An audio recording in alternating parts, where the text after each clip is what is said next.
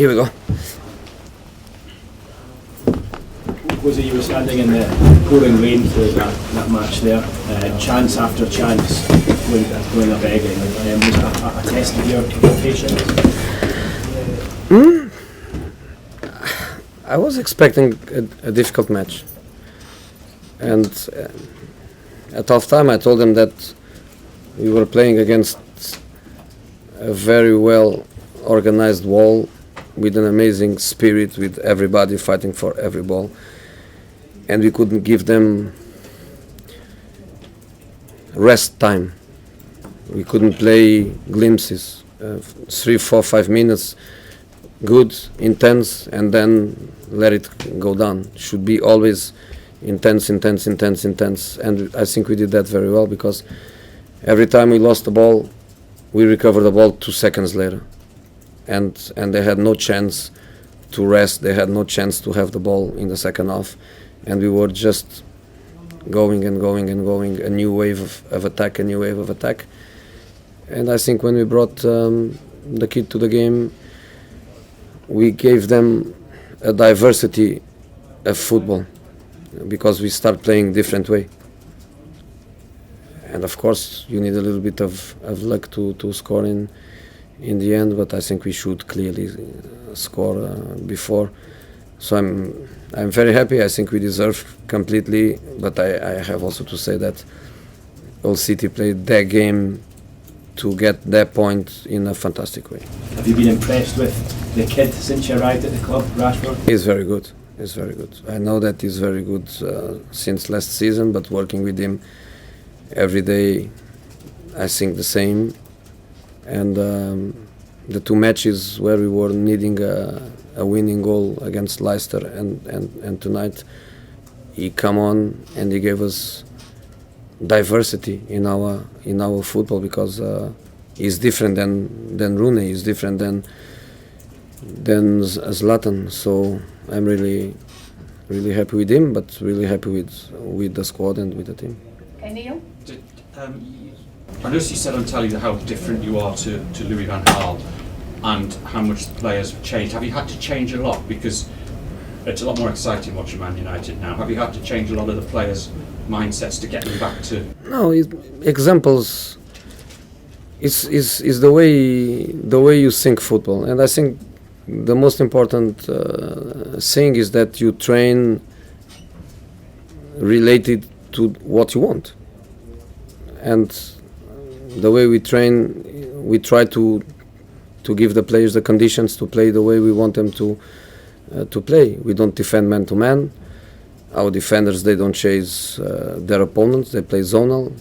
When we have the ball, we have some players that become triggers of our movement, and the movement we try to make is in front of the ball, not behind the ball, because behind the ball is just a safety pass line, and we don't want to play many times the safety pass line. So we are playing different. We have a lot to improve, but the players are very good. I have to say that the players are very good players, so they make my work easier. Jose, is it going to be hard to leave Rashford out when he has an impact like that on a match and clearly the match winner, or is he going to accept maybe that coming off the bench is his role? It's not the match winner that makes me change my mind. The match winner, of course, is great, but is a little bit of the same. When a player makes a defensive mistake and you lose because of it, if the player is playing very, very well, you are not going to drop the player because you made a mistake.